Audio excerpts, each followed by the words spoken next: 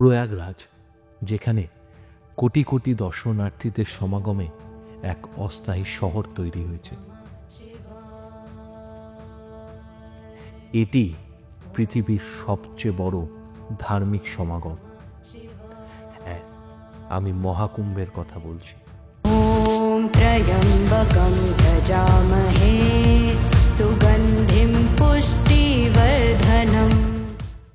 একদিন ল্যাপটপ খুলতেই দেখতে পেলাম 144 বছর পরে মহাকুম্ভ মেলা হয়ে চলেছে ভারতবর্ষে, এবং চারিদিকে সোশ্যাল মিডিয়ায় এই মহাকুম্ভের কন্টেন্ট ভর্তি, যা দেখা মাত্রই 2-3 দিনের মধ্যে সকালবেলায় রেডি হয়ে বেরিয়ে পড়লাম মহাকুম্ভের উদ্দেশ্যে, সাথে আরও 3 জনকে নিয়ে।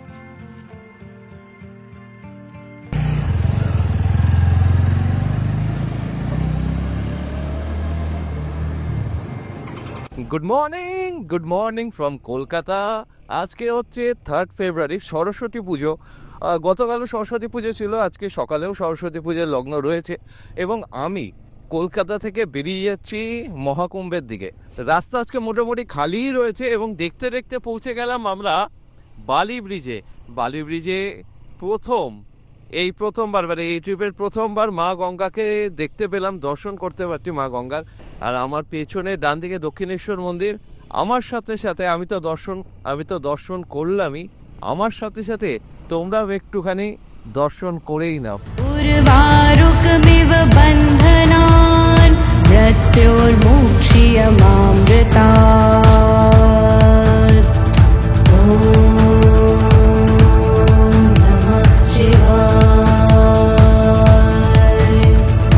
ওম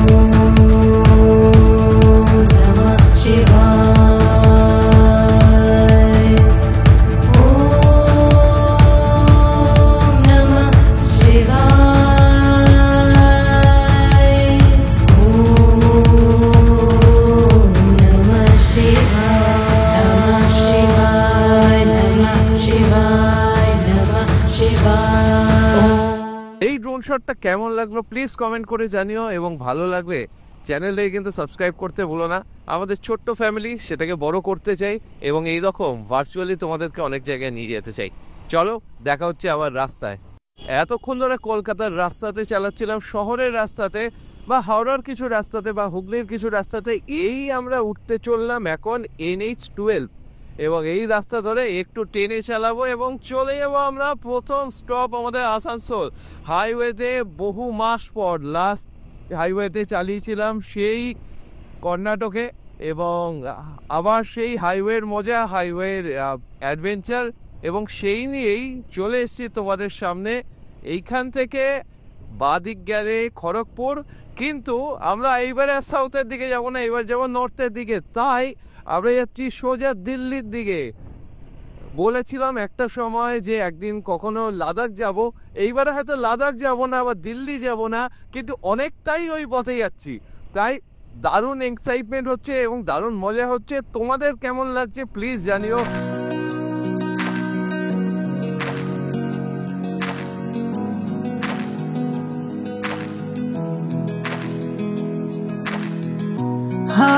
আজকের রাইডের second toll plaza. First toll আমরা ক্রস করে এসেছি ডানপুরিতে, এটা সেকেন্ড টোল। এবং বাইকারদের জন্য তো এটা খুব ভালো জিনিস যে কোনো পয়সা লাগে না টোলে, কয়েকটা জায়গা ছাড়া। পুরো সাউথ ইন্ডিয়া করেছিলাম তখন মাত্র 2টো জায়গায় টোল ট্যাক্স দিতে হয়েছিল, বাকি তো আমাদের জন্য ফ্রি। ফলে ওই আনন্দ নিয়ে এই টোলটা ক্রস করি এবং এগিয়ে যাচ্ছি আরও আসানসোলের দিকে, যে জায়গায় ল্যাংচা খুব বিখ্যাত, এবং চারদিকে ল্যাংচা হাসপাতাল এবং ল্যাংচা স্কুল বাদে সব কিছুই রয়েছে। ল্যাংচা ভবন, ল্যাংচা বহল, ল্যাংচা পাড়া, সমস্ত কিছুই রয়েছে এখানে। আমরা ঢুকে গেছি আসানসোল, ঘড়িতে বাজে এখন 1:51। 10টা নাগাদ বা 10:15 নাগাদ বাড়ি থেকে রওনা দিয়েছিলাম। অনেক তাড়াতাড়ি ঢুকেছি, কারণ শক্তিগড়ের পর থেকে ডাইভারশন কম এবং রাস্তা মাখনের মতো। অ্যাভারেজ স্পিড এখনও দেখাচ্ছে আমার ঘন্টায় 72। 2 ঘন্টা ধরে লাস্ট এইরকম 72-74 অ্যাভারেজ স্পিড দেখিয়েছে, মানে 80 থেকে 90 বা কোনো কোনো সময় 100তেও ক্রুজ করতে পেরেছি 200 সিসির বাইকে।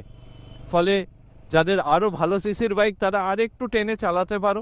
রাস্তা খুব যে খালি ছিল তা নয়, সরস্বতী পুজোর জন্য একটু জ্যাম বাইকের বিশেষ করে, কারণ তরুণীরা সব বেরিয়েছে শাড়ি পাঞ্জাবি পরে, যেহেতু এটা বাঙালিদের ভ্যালেন্টাইন্সে বেরিয়েছে। এবং এই রাস্তাটা সত্যিই দারুণ।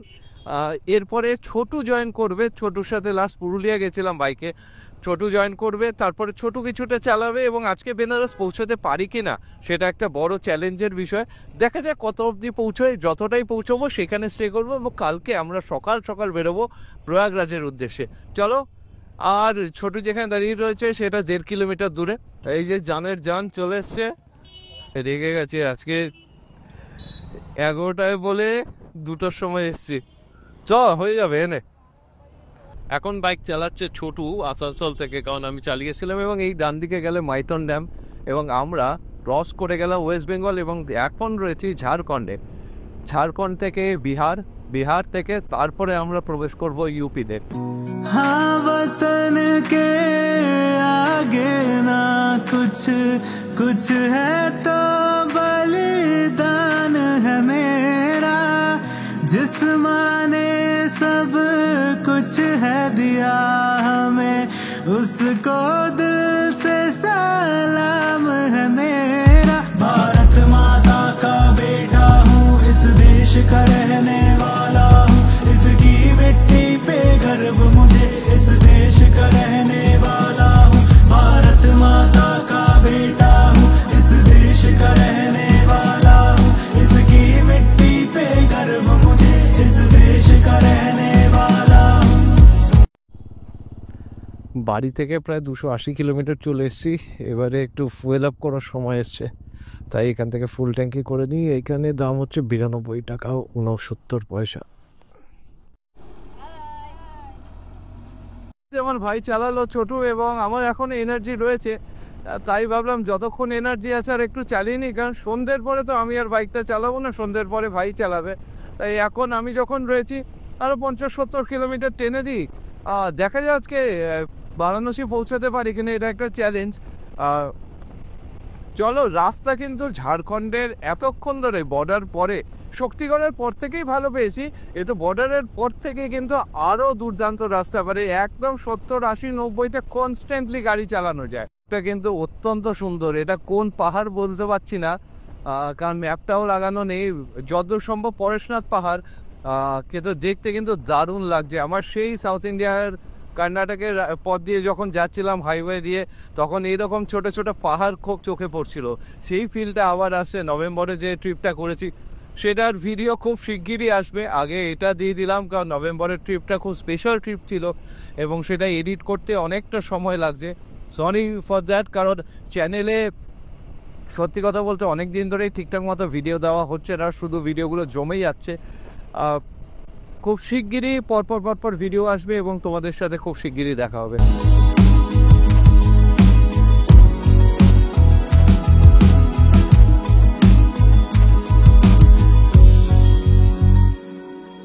ঝাড়খণ্ডের মধ্যে দিয়ে যেতে যেতে তোমাদের এরম ধানবাদের পরে বা আগেও এরকম ছোট ছোট কিছু শহর বা ওই মফস্বল টাইপের জায়গা পড়বে, যেখানে বেশ জনবসতি রয়েছে এবং লোকজন যাতায়াত করে। সেই জায়গাতে একটু স্পিড লিমিটটা বজায় রেখো, কারণ রাস্তা তোমার 80-90-100-তে টানার মতো রাস্তা, কিন্তু এখানকার লোকজন খুব ইরেসপন্সিবলি রাস্তাঘাট পার হয়। গাড়িও চলে, মানে মাঝ রাস্তা থেকে, একটু আগেই দেখতে পেরে মাঝ রাস্তা থেকে হঠাৎ করে বাঁদিকে টার্ন নিয়ে নেবে, ডান দিকে টার্ন নিয়ে নেবে। ফলে পুরো জিনিসটাই যাতে বাইক তোমার বা তোমার গাড়ি যাতে তোমার কন্ট্রোলে থাকে, এটা একটুখানি দেখতে হবে। নর্মালি বারাণসী যাওয়ার যে রাস্তাটা সেটা বেশ ভালো ঝাড়খণ্ডের ওপর দিয়ে, এবং বারাণসী যাওয়ার প্রায় 300 থেকে 350 কিলোমিটার আগে যে রাস্তাটা, সেখানে কিন্তু বেশ কিছুটা ডাইভারশন রয়েছে, প্রায় 1 কিলোমিটার 2 কিলোমিটারের ডাইভারশন। এবং এই যে দেখতেই পাচ্ছ সেই রাস্তা দিয়ে আমরা যাচ্ছি। এখানে কিন্তু স্পিড তোলা প্রায় যায় না, মানে 30 থেকে 40-এর মধ্যে যেতে হয়। ফলে তোমাদের যে মানে যে অ্যাভারেজ স্পিড সেটা অনেকটাই কমতে থাকবে। এখন জানি না কোথায় আছি, কারণ ম্যাপ দেখছি না সোজা রাস্তা বলে। টাইম এখন 5টার কাছাকাছি বাজে এবং এই একটা মার্কেটে এইরকম বজরংবলী রামজির এটা পতাকা কিনতে ইচ্ছে হলো। এই পতাকা লাগানো হচ্ছে এখন এই পেছনে, 50 টাকা নিল দাম। এবং আমরা চলে যাব এখনো অবধি 310 বা 315 কিলোমিটার বাকি হচ্ছে রাঁচি। এই রাঁচি বলছি বারাণসী। এবারে ছোটু চালাবে গাড়ি, আমি একটুখানি রেস্ট নিই। तेरे नाम का चोला पहनूं, घूमूं मैं सारे जग में, ना मेरा कोई रंग ना पहचान मेरी तेरे रंग से, तुझ पे ना कोई आँच लगे, तू ही मेरी पहचान बने, अब गूंज रही है एक धुन जग में, लहरा दे तिरंगा लहरा दे, सबसे ऊंचा मेरा तिरंगा लहरा दे, लहरा दे तिरंगा लहरा दे, सबसे ऊंचा मेरा तिरंगा लहरा दे। কলকাতা থেকে 500 কিলোমিটার দূরে আমরা চলে এসেছি ঔরঙ্গাবাদে, এবং আজকে রাতটা ঔরঙ্গাবাদেই স্টে করবো, কারণ বারাণসী এখান থেকে 173 কিলোমিটার, অনেক রাত হয়ে যাবে, এবং প্রয়াগরাজ এখান থেকে 288 কিলোমিটার। তার জন্য এখানেই রাতটা স্টে করব আমরা। হোটেল গণপতি এই হোটেলের নাম, খুব সামান্য রুম এবং 500 টাকা করে ভাড়া নিয়েছে, নাম্বার ডেসক্রিপশন বক্সে দেওয়া রইল।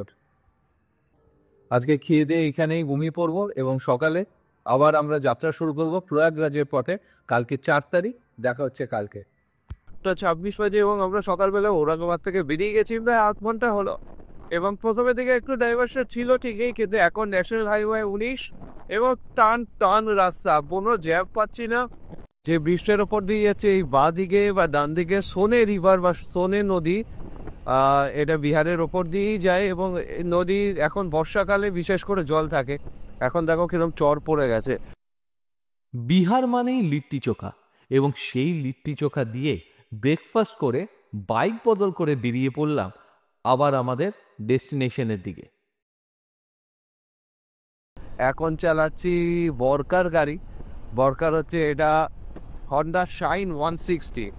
সত্যি কথা বলতে গাড়িটা টর্ক কম, একটু পাওয়ার কম, but engine is very smooth, মানে কোনো ভাইব্রেশন নেই। 80-90তেও ক্রস করলে সেই রকম ভাইব্রেশন নেই, এবং আরেক মনে হচ্ছে গদির মধ্যে বসে রয়েছে। অ্যাপাচিতে চালালে সিটটা এত বাজে, অ্যাপাচি 200-এর সিট খুব বাজে, মানে 1-1.5 ঘন্টা চালালে মনে হয় যেন 3-4 ঘন্টা 5-6 ঘন্টা চালিয়ে নিয়েছি। এইরকম কোমরে ব্যথা, পেছনে ব্যথা শুরু হয়। তার মধ্যে আবার কুশন লাগানো, প্লাস আবার তার সাথে সাথে ইয়ার সিট লাগানো, তারপরেও কিচ্ছু খুব একটা আমি ফেসিলিটি পাই না। কিন্তু এই শাইন 160 সিটটা, এইরকম যদি সিট আমার গাড়িতে হতো, আমি টানা 6-7 ঘন্টা 8 ঘন্টা রাইড করে ফেলতাম 80-90তে ক্রুজ করে। भारत माता का बेटा हूँ, इस देश का रहने वाला हूँ, इसकी मिट्टी पे गर्व मुझे, इस देश का रहने वाला हूँ। भारत माता का बेटा हूँ, इस देश का रहने वाला हूँ, इसकी मिट्टी पे गर्व मुझे, इस देश का रहने वाला हूँ।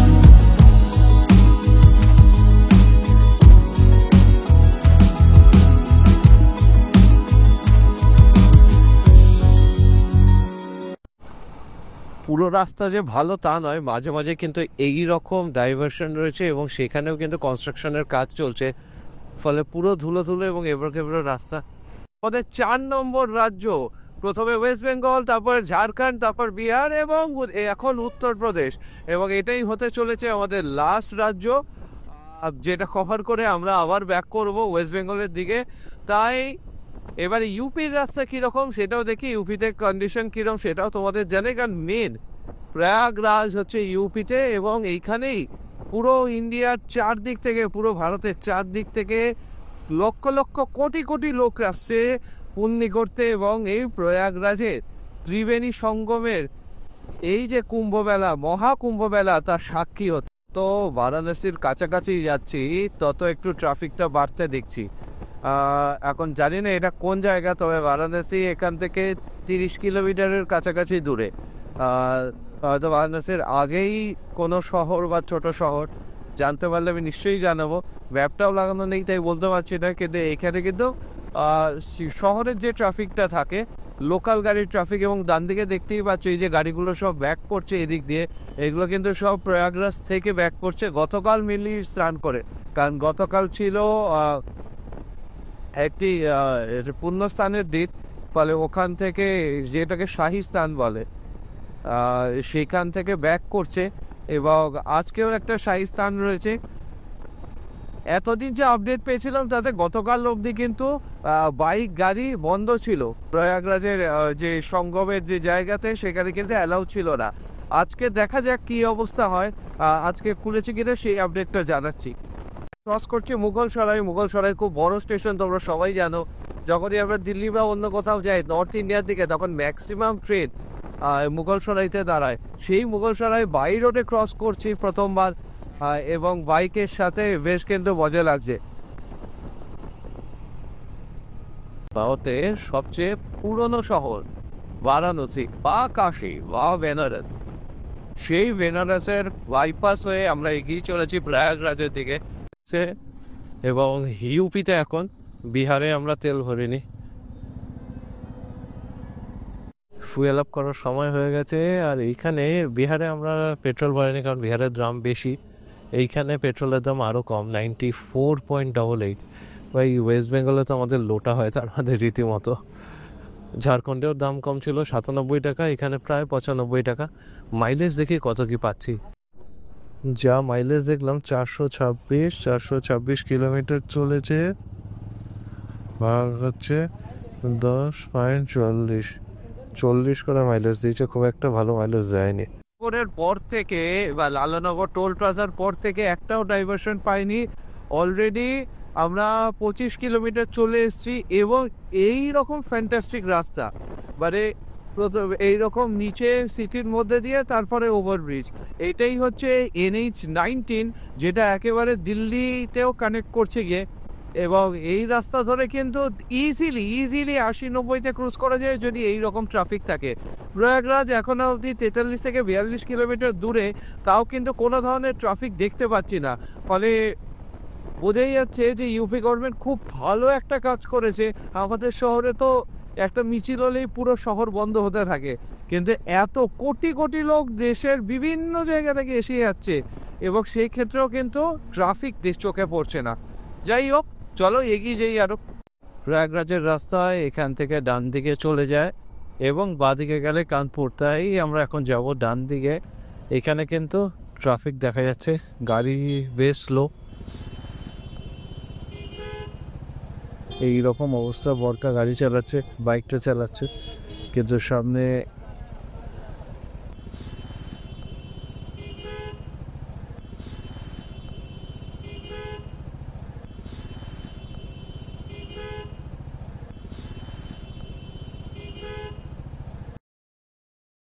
ঠিক ট্রাফিক ছিল না। 10 কিলোমিটার আগে থেকে একটা চেকিং পয়েন্ট ছিল, যার জন্য আমাদেরকে একটুখানি পেছনে দাঁড়াতে হলো।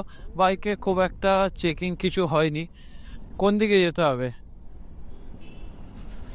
নাগার আগমন না, এদিকে নয়, না না, সোজা সোজা সোজা। ॐ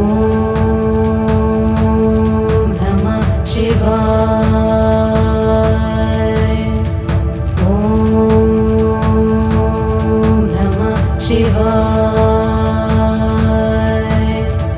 ॐ ह्रूं जूं सः। ॐ भूर्भुवः स्वः।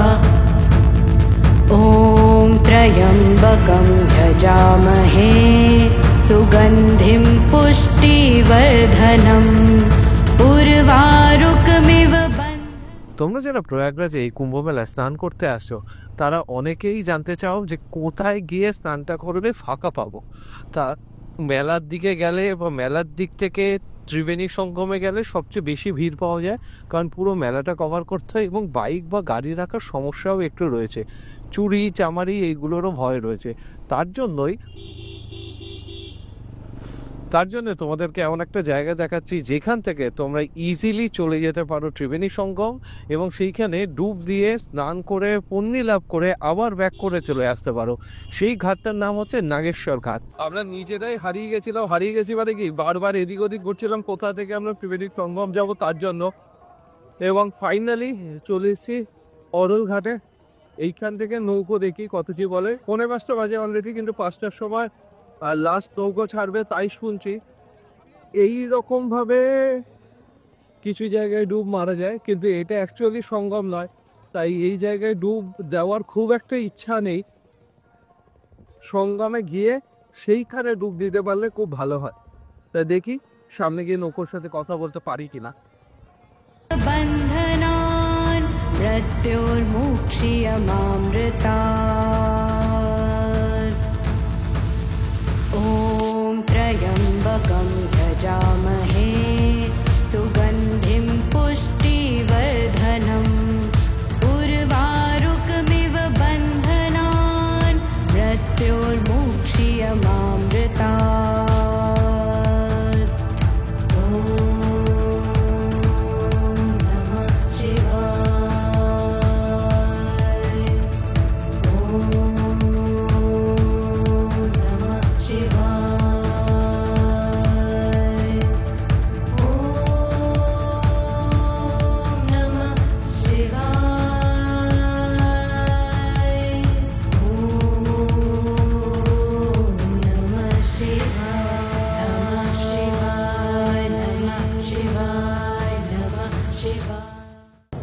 আড়িয়াল ঘাট থেকে কিছুটা ডিস্টেন্সেই কিন্তু এরকম নৌকা করে নিয়ে যাওয়া হয় সঙ্গ।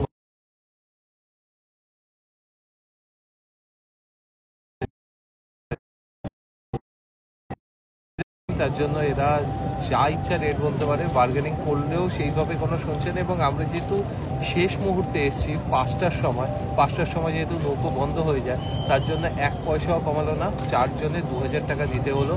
এরা নিয়ে যাবে হচ্ছে সঙ্গমে, স্নান করা অবধি অপেক্ষা করবে এবং তারপরে আবার ঘাটে ফিরিয়ে আসবে। তবে এই নৌকো বিহারটা কিন্তু করা দরকার, কারণ এই যে সিনিক বিউটি, সিগল পাখিরা ঘুরে বেড়াচ্ছে, সাথে অনেক নৌকো চারিদিকে, এবং গঙ্গা, যমুনা, সরস্বতী যদিও বা দেখা যায় না, তাছাড়াও যেহেতু এত ভালো দৃশ্য চারদিকে, এত ভালো সিনিক বিউটি রয়েছে, সেটা দেখার জন্য অ্যাটলিস্ট নৌকো বিহারটা করা দরকার।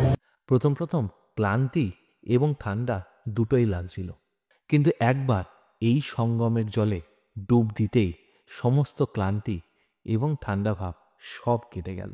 যেহেতু প্রয়াগরাজে থাকার একটু সমস্যা, ভিড় অনেক বেশি, তাই আমরা ভাবলাম রাত্রির বেলাতেই চলে যাই বেনারস, যা এখান থেকে মাত্র 178 কিলোমিটার দূরে।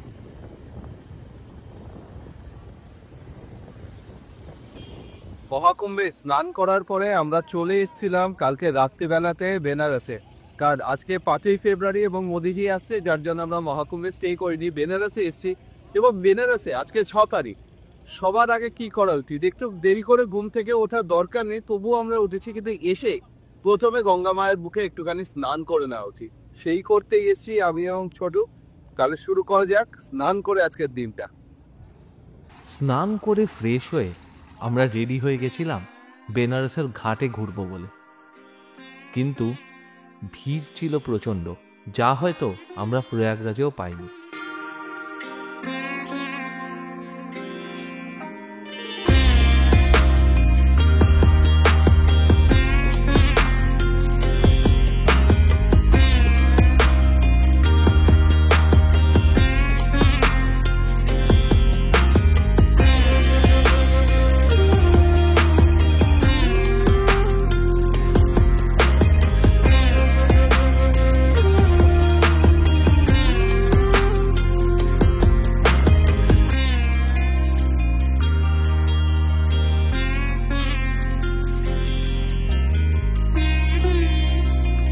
প্রচণ্ড ভিড়ের কারণে বেনারসকে ঠিকভাবে ঘুরে দেখাতে হলো না, এবং আরতিও খুব ভালোভাবে যে দেখতে পেরেছি তাও বলা যায় না। তাই আমরা এগিয়ে গেলাম মণিকর্ণিকা ঘাটের দিকে, যেখানকার ভাইব ছিল পুরোপুরি অন্যরকম।